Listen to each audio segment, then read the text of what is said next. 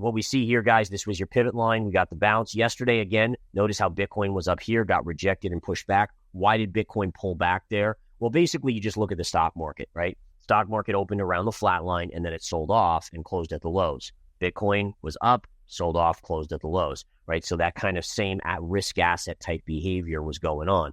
Now, today, stocks are up a little bit. Bitcoin's up a little bit. I mean, to be honest, it just looks more and more like that. As long as it holds the pivot line, you maintain a neutral to bullish bias, upside target potentially 68,000. If it confirms below the pivot line, then it's going down to probably 52,000, maybe even 49,000. Bitcoin Zella stands out with its simplicity and clarity. We've crafted an experience that anyone can dive into, whether you're a crypto expert or just a new to the crypto world.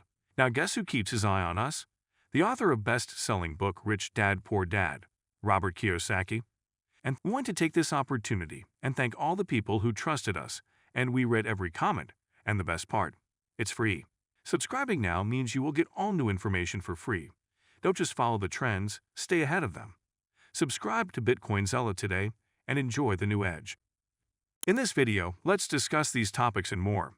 Gold today, not doing a whole lot here, just kind of hovering around the flat line. This has been my level. Remember, I gave you guys 2660 as major resistance literally a month ago. We went right there, and that's where it stalled out. Now, I will say that it's holding up relatively well. Like sometimes you go into a trend line of resistance, and you get this massive rejection, right? You go like boom, and then you get like a big pullback like that, right?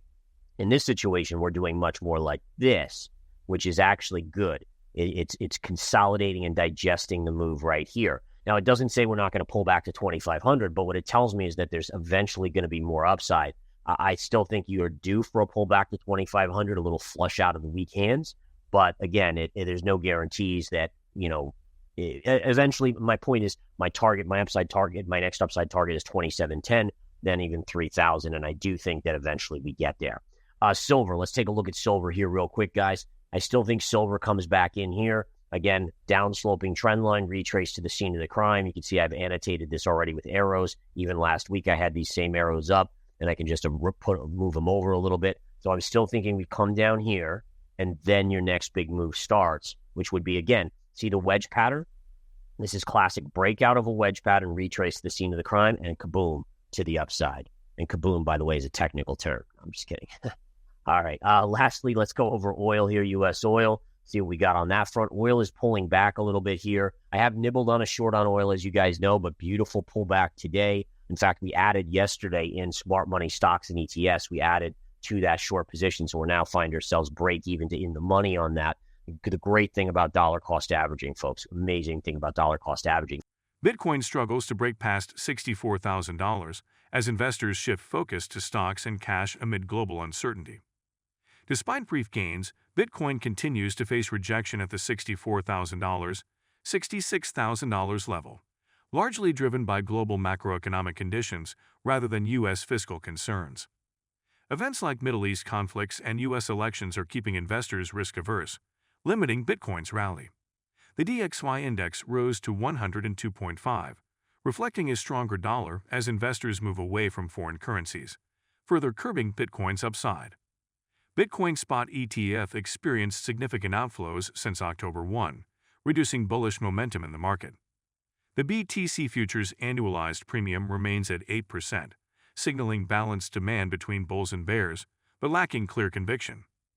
Bitcoin's struggle to break $64,000 reflects broader macroeconomic and political uncertainties, with investors choosing safer assets amid market volatility. You can see this was yesterday, right? So yesterday kind of started choppy sideways to lower. We talked about that yesterday morning. And then we saw a bigger drop to the downside in the later portions of the day. Overnight, we kind of had sideways chop. And then at 4 in the morning, the buyers kind of reemerged, floating us back to the upside. So interestingly enough, we're kind of hovering here at a point where, we're up on the day, but we're not negating the entire drop from yesterday. Now, listen, yesterday's drop was not a big drop. Basically 1% on the NASDAQ, 1% on the S&P. But it was interesting because it came on the heels of that monster rally, right? If we go back here, in fact, let's flip over to the daily chart.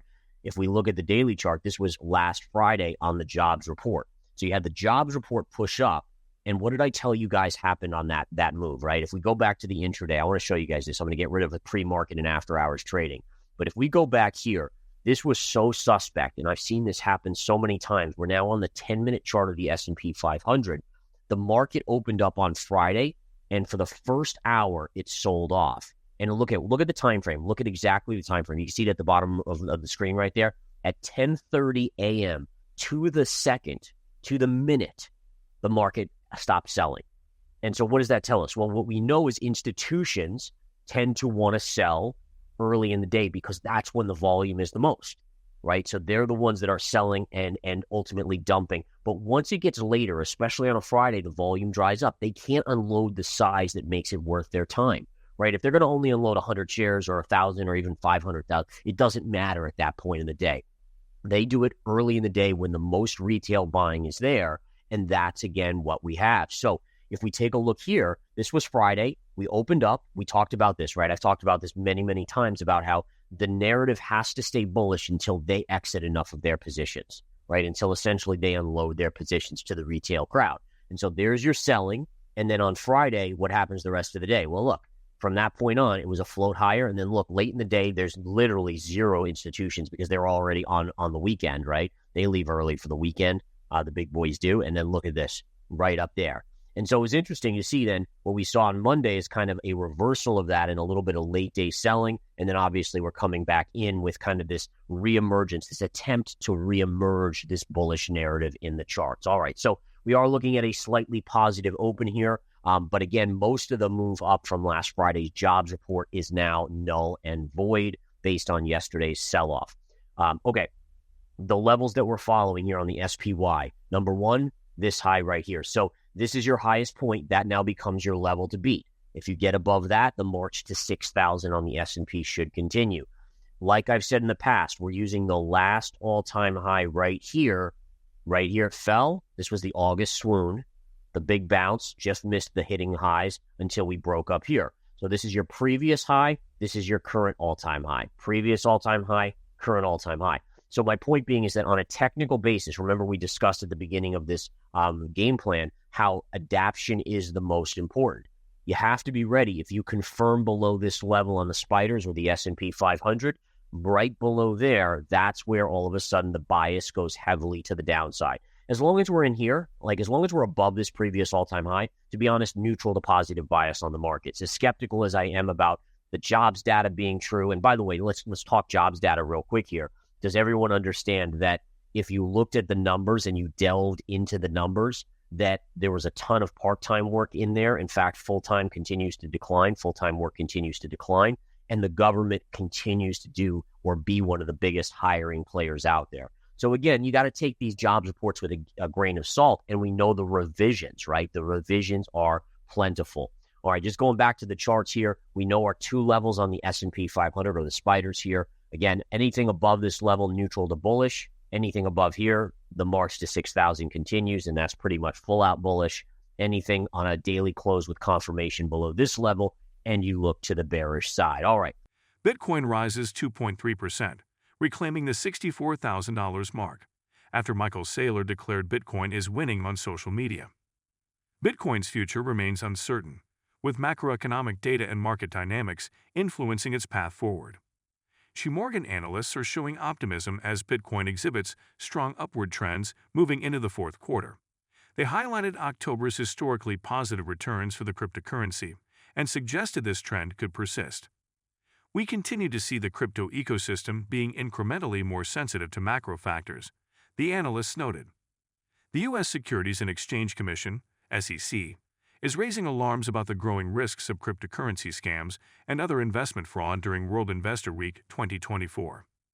Amid the rising influence of AI, social media, and aggressive financial marketing, investors are struggling to find reliable advice. The agency is focusing on scams involving cryptocurrencies, financial grooming, and relationship cons, warning that hype around emerging technologies can mislead unsuspecting individuals. Renowned economist Jim Rickards explained that buying gold to back the dollar would restore confidence in the currency, avoiding a long-term decline. He stated that the currency should not be taken for granted, as new forms of money like crypto will step in as old money fails. India's External Affairs Minister S.J. Shankar clarified that the country is not targeting the U.S. dollar in its economic policy, despite shifts in global trade and currency usage. Speaking in Washington, he emphasized that India's trade adjustments are driven by practical concerns related to partners with dollar shortages, not a strategic effort to undermine the dollar's dominance. If you've been with us so far, a big thank you. Don't forget to subscribe for free to Bitcoin Zella for your daily news. The link is waiting below. That's all for today's crypto news. Stick around for more updates, insights, and analysis on cryptocurrencies. Share your thoughts in the comments, like this video, and subscribe for more exciting content.